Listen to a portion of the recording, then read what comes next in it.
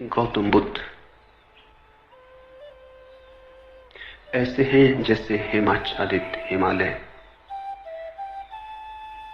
पर्वत तो और भी हैं, हिमाच्छादित पर्वत और भी हैं, पर हिमालय अतुलनीय है, उसकी कोई उपमा नहीं। हिमालय बस हिमालय जैसा है, गौतम बुद्ध बस गौतम बुद्ध जैसे। पूरी मनुष्य जाति के इतिहास में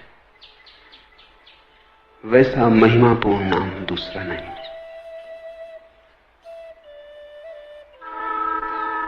गौतम बुद्ध ने जितने हृदयों की वीणा को बजाया है उतना किसी और ने नहीं। गौतम बुद्ध के माध्यम से जितने लोग जागे और जितने लोगों ने परम भगवत्ता उपलब्ध की है उतनी किसी और के माध्यम से नहीं। गौतम बुद्ध की वाणी अनूठी है और विशेषकर उन्हें जो सोच विचार चिंतन मनन विमर्श के आदि हैं।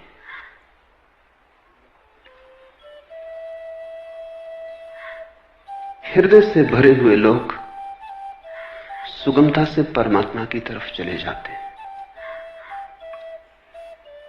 लेकिन हृदय से भरे हुए लोग कहां हैं? और हृदय से भरने का कोई उपाय भी तो नहीं है।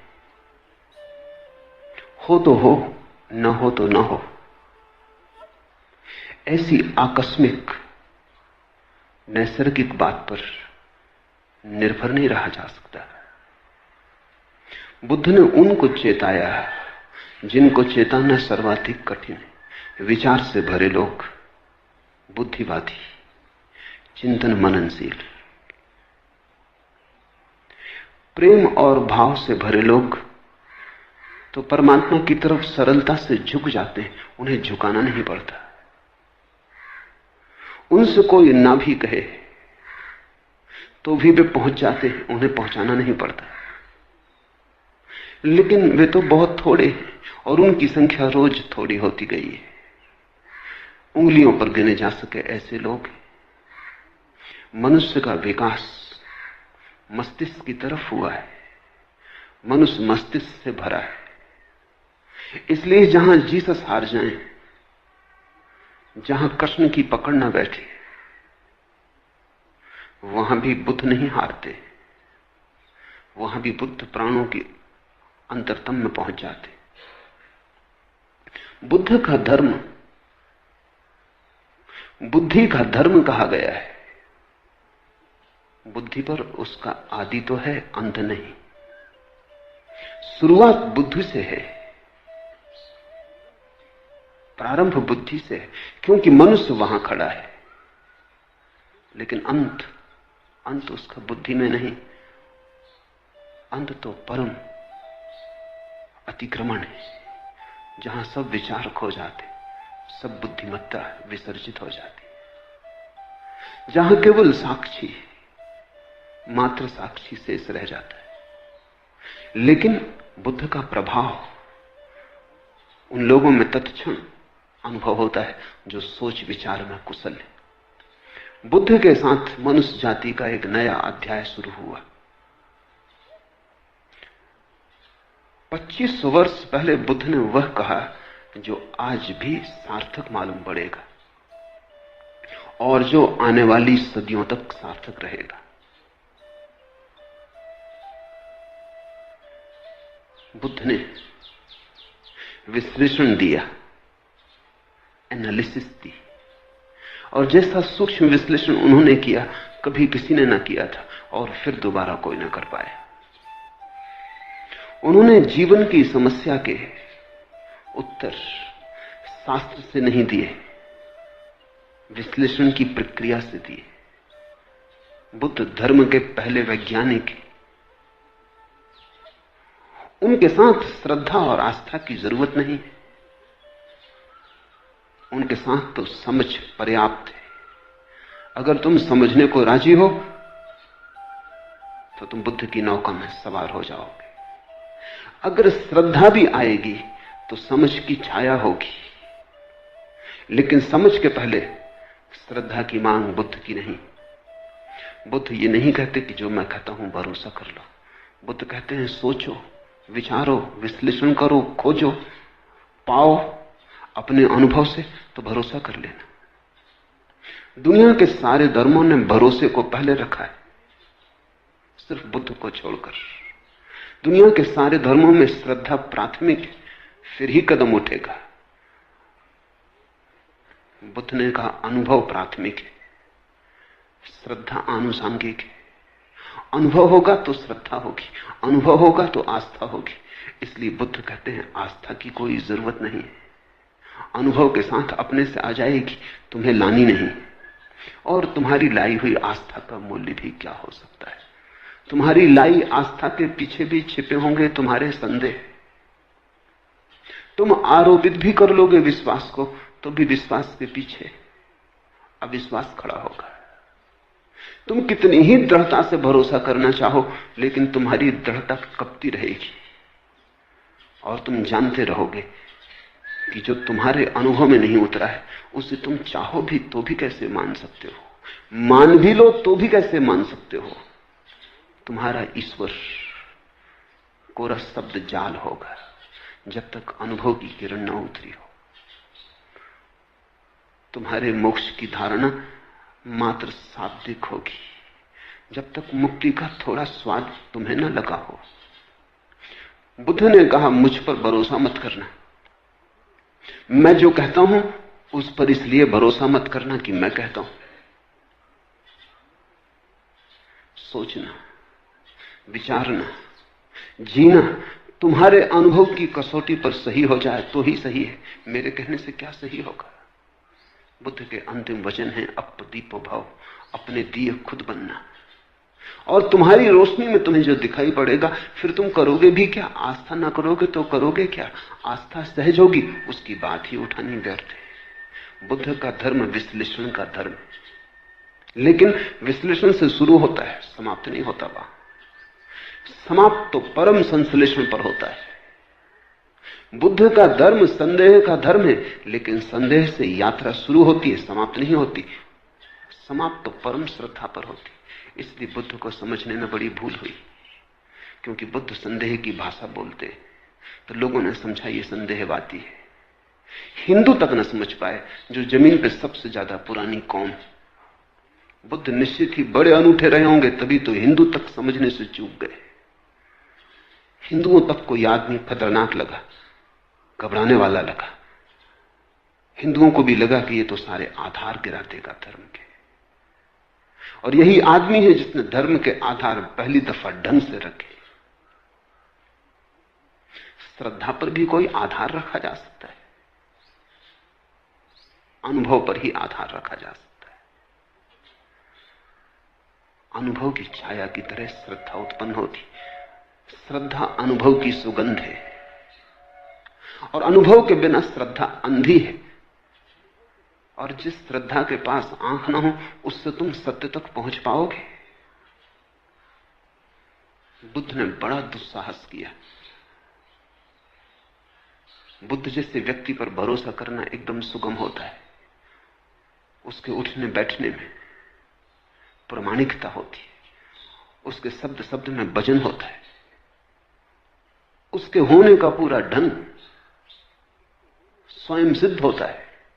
उस पर श्रद्धा आसान हो जाती। लेकिन बुद्ध ने कहा तुम मुझे अपनी बैसाखी मत बनाना। तुम अगर लंगड़े हो, मेरी बैसाखी के सहारे चल लिए कितनी दूर चलोगे? मंजिल तक न पहुंच पाओगे।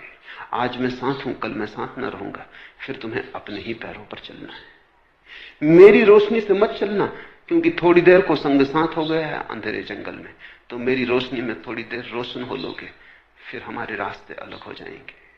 मेरी रोशनी मेरे साथ होगी, तुम्हारा अंधेरा तुम्हारे साथ होगा। अपनी रोशनी पैदा करो, अपदीपो भव। ये बुद्ध का धम्मपद। कैसे वो रोशनी पैदा हो सकती है अनुभव की, उसका विश्लेषण है। श्रद्धा की कोई मांग नहीं है, श्रद्धा की कोई आवश्यकता भी नहीं, इसलिए बुद्ध को लोगों ने नास्तिक कहा, क्योंकि बुद्ध ने यह भी नहीं कहा कि तुम परमात्मा पर श्रद्धा करो। तुम कैसे करोगे श्रद्धा? तुम्हें पता होता तो तुम श्रद्धा करते ही, तुम्हें पता नहीं है। इस अज्ञान में तुम कैसे श्रद्धा करोगे? और अज्ञान में तुम जो श्रद्धा बांध भी लोगे, वो तुम्हारी अज्ञान के ईंटों से बना हुआ भवन होगा। उसे तुम परमात्मा का मंदिर कैसे कहोगे? वो तुमने भय में बना लिया होगा। मौत डराती होगी, इसलिए सहारा पकड़ लिया होगा। यहां जिंदगी हाथ से जाती मालूम होती होगी, इसलिए स्वर्ग की कल्पनाएं कर ली होंगी। लेकिन इन कल्पनाओं से, भय पर खड़ी हुई इन धारणाओं से कहीं कोई मुक्त हुआ है? इसी से ही तो आदमी पंगु है, इससे ही तो आदमी पक्षाघात में दबा है। इसलिए बुद्ध ने ईश्वर की बात नहीं की। H.G. वेल्स ने बुद्ध के संबंध में कहा है कि पृथ्वी पर इस जैसा ईश्वरीय व्यक्ति और इस जैसा ईश्वर विरोधी व्यक्ति एक साथ पाना कठिन है। So God like and so godless. अगर तुम ईश्वरीय प्रतिभाओं को खोजने निकलो तो तुम बुद्ध से ज्यादा ईश्वरीय प्रतिभा कहां पाओगे? सो गॉडलेस, और फिर भी इतना ईश्वर शून्य, ईश्वर की बात ही नहीं की। इस शब्द को ही गंदा माना, इस शब्द का उच्चार नहीं किया। इससे यह मत समझ लेना कि ईश्वर विरोधी थे बुद्ध। उच्चार नहीं किया क्योंकि उस परम शब्द का उच्चार किया नहीं जा सकता। उपनिषद कहते हैं ईश्वर के संबंध में कुछ कहा नहीं जा सकता, लेकिन इतना तो कह ही देते। बुद्ध ने इतना भी ना कहा। वो परम उपनिषद, उनके पार उपनिषद नहीं जाता। जहां उपनिषद समाप्त होते हैं वहां बुद्ध शुरू होते। आखिर इतना तो कह ही दिया, रोक ना सके अपने को कि ईश्वर निर्गुण है, तो निर्गुण उसका गुण बना दिया। कहा कि ईश्वर निराकार है, तो निराकार उसका आकार हो गया। लेकिन बिना कहे न रह सके। उपनिषद के ऋषि भी बोल गए, मौन में ही संभालना था उस संपदा को, बोलकर गंवा दी। बंधी मुट्ठी लाख की थी, खुली दो कौड़ी की हो गई। वो बात ऐसी थी कि कहनी नहीं थी, क्योंकि तुम जो कुछ भी कहोगे वो गलत होगा। यह कहना भी कि परमात्मा निराकार है गलत है, क्योंकि निराकार भी एक धारणा है। वो भी आकार से ही जुड़ी है। आकार के विपरीत होगी तो भी आकार से संबंधित है। निराकार का क्या अर्थ होता है? जब भी अर्थ खोजने जाओगे आकार का उपयोग करना पड़ेगा। निर्गुण का क्या अर्थ होता है? जब भी कोई परिभाषा पूछेगा गुण को परिभाषा में लाना पड़ेगा। ऐसी निर्गुणता भी बड़ी नपुंसक है जिसकी परिभाषा में गुण लाना पड़ता है। और ऐसे निराकार में क्या निराकार होगा जिसको समझाने के लिए आकार लाना पड़ता है? बुद्ध से ज्यादा कोई भी नहीं बोला और बुद्ध से ज्यादा चुप भी कोई नहीं। कितना बुद्ध बोले। अन्वेषक खोज करते हैं तो वो कहते हैं एक आदमी इतना बोला, ये संभव कैसे? उन्हें डर लगता है कि इसमें बहुत कुछ प्रक्षिप्त है, दूसरों ने डाल दिया है। कुछ भी प्रक्षिप्त नहीं है। जितना बुद्ध बोले पूरा संग्रहित ही नहीं हुआ है। खूब बोले और फिर भी उनसे ज्यादा चुप कोई भी नहीं, क्योंकि जहां जहां नहीं बोलना था वहां नहीं बोले। ईश्वर के संबंध में एक शब्द ना कहा। इस खतरे को भी मोल लिया कि लोग नास्तिक समझेंगे, और आज तक लोग नास्तिक समझे जा रहे हैं। और इससे बड़ा कोई आस्तिक कभी हुआ नहीं। बुद्ध महाआस्तिक है। अगर परमात्मा के संबंध में कुछ कहना संभव नहीं है तो फिर बुद्ध ने ही कुछ कहा, चुप रह के इशारा किया। पश्चिम के एक बहुत बड़े विचारक विटकिंस्टीन ने अपनी बड़ी अनूठी किताब ट्रैक्टेटस में लिखा है कि जिस संबंध में कुछ कहा ना जा सके उस संबंध में बिल्कुल चुप रह जाना उचित है। That which cannot be said must not be said। जो नहीं कहा जा सकता कहना ही मत, कहना ही नहीं चाहिए। अगर विटकिंस्टीन बुद्ध को देखता तो समझता, अगर विटकिंस्टीन के वचन को बुद्ध ने समझा होता तो मुस्कुराते और उन्होंने स्वीकृति दी होती। विटकिंस्टीन को भी पश्चिम में लोग नास्तिक समझे, नास्तिक नहीं, पर जो कही नहीं जा सकती बात अच्छा है ना ही कही जाए, कहने से बिगड़ जाती, कहने से गलत हो जाती। लाओ से तक कहता तो है प्रथम वचन में अपने ताओ ते किंग में कि सत्य कहा नहीं जा सकता और जो भी कहा जाए वो असत्य हो जाता है, लेकिन फिर भी सत्य के संबंध में बहुत सी बातें कही, बुद्ध ने नहीं कही। तुम कहोगे फिर बुद्ध कहते क्या रहे? बुद्ध ने स्वास्थ्य के संबंध में एक शब्द भी नहीं कहा, केवल बीमारी का विश्लेषण किया और निदान किया, औषधि की व्यवस्था की। बुद्ध ने कहा मैं एक वैद्य हूं, मैं कोई दार्शनिक नहीं हूं। मैं तुम्हारी बीमारी का विश्लेषण करूंगा, निदान करूंगा, औषधि सुझा दूंगा, और जब तुम ठीक हो जाओगे तभी तुम जानोगे कि स्वास्थ्य क्या है। मैं उस संबंध में कुछ भी ना कहूंगा। स्वास्थ्य जाना जाता है, कहा नहीं जा सकता। बीमारी मिटाई जा सकती है, बीमारी समझाई जा सकती है, बीमारी बनाई जा सकती है, बीमारी का इलाज हो सकता है, सही हो सकता है, गलत हो सकता है, बीमारी के साथ बहुत कुछ हो सकता है। स्वास्थ्य, जब बीमारी नहीं होती तब जो शेष रह जाता है वही, उस तरफ केवल इशारे हो सकते हैं, मौन, इंगित हो सकते हैं, वे भी प्रत्यक्ष नहीं, बड़े परोक्ष। बुद्ध के धर्म को शून्यवादी कहा गया है। शून्यवादी उनका धर्म है, लेकिन इससे यह मत समझ लेना कि शून्य पर उनकी बात पूरी हो जाती, नहीं, बस शुरू होती। बुद्ध एक ऐसे उत्तुंग शिखर है जिसका आखिरी शिखर हमें दिखाई नहीं पड़ता। बस थोड़ी दूर तक हमारी आंखें जाती, हमारी आंखों की सीमा है। थोड़ी दूर तक हमारी गर्दन उठती है, हमारी गर्दन के झुकने की सामर्थ्य है। और बुद्ध खोते चले जाते हैं दूर, हिमाच्छादित शिखर है, बादलों के पार।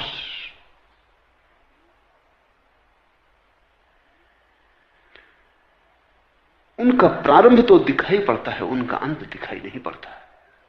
यही उनकी महिमा है।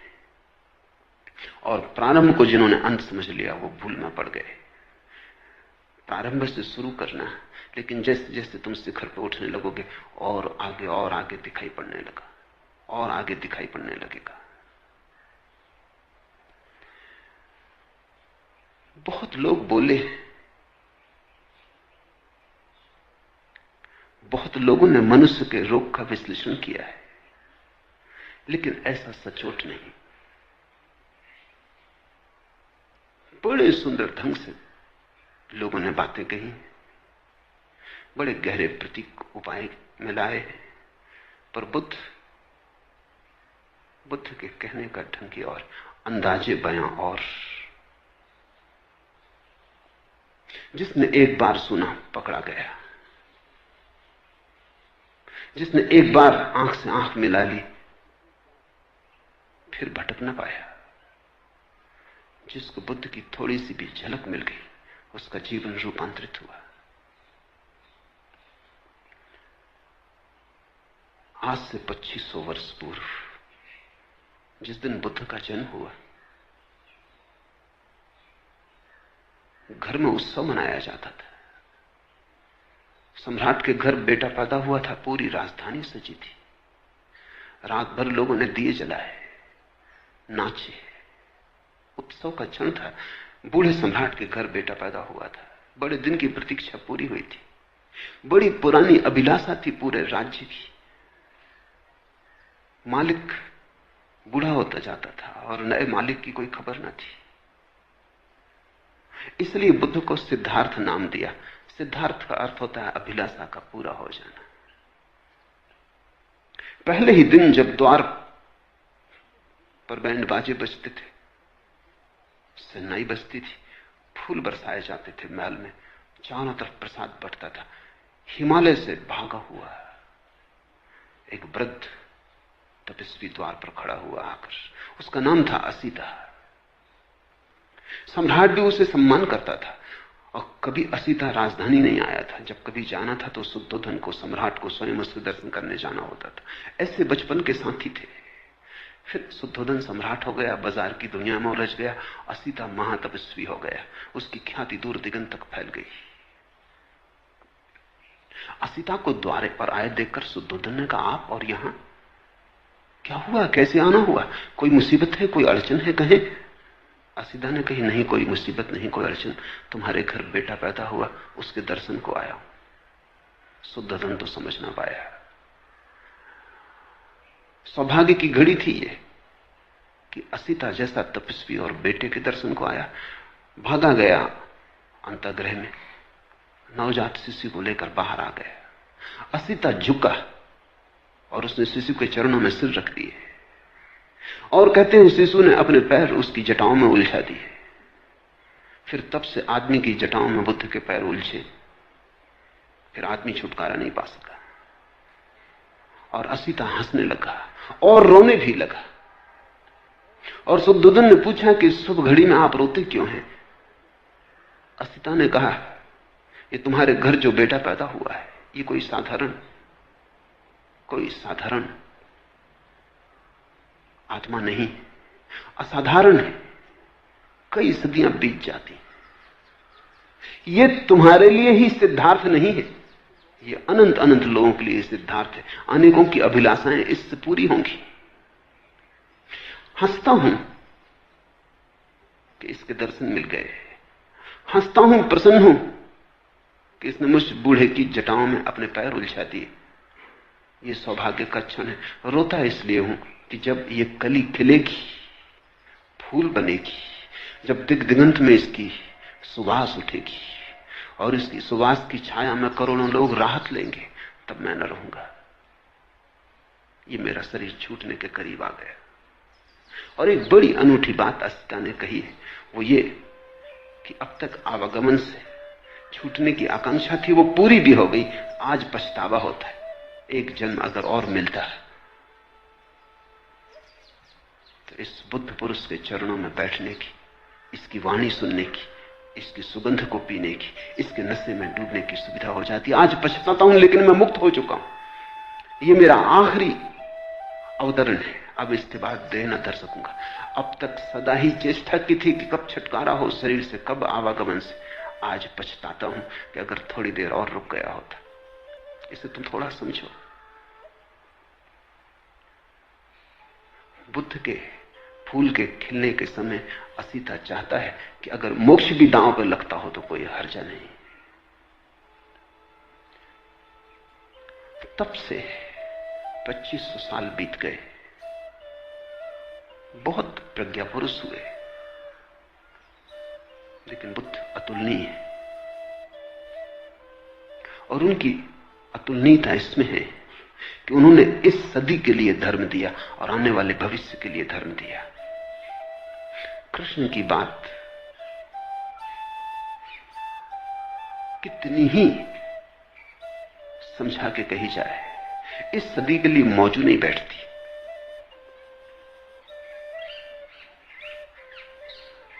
फासला बड़ा हो गया है, बड़ा अंतराल पड़ गया है। कृष्ण ने जिनसे कहा था उनके मनों में और जिनके मन आज उसे सुनेंगे, बड़ा अंतर है। बुद्ध की कुछ बात ऐसी है कि ऐसा लगता है अभी अभी उन्होंने कही। बुद्ध की बात को समसामयिक बनाने की जरूरत नहीं है, वो समसामयिक है, वो कंटेम्पररी है।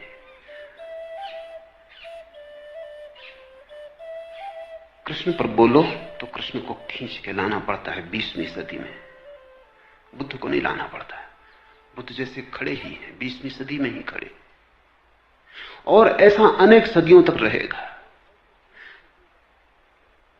क्योंकि मनुष्य ने जो होने का ढंग अंगीकार कर लिया है बुद्धि का, वो अब ठहरने को है, वो अब जाने को नहीं। और उसके साथ ही बुद्ध का मार्ग ठहरने को है। धम्मपद उनका विश्लेषण है। उन्हें जो जीवन की समस्याओं की गहरी छानबीन की है, उसका विश्लेषण है।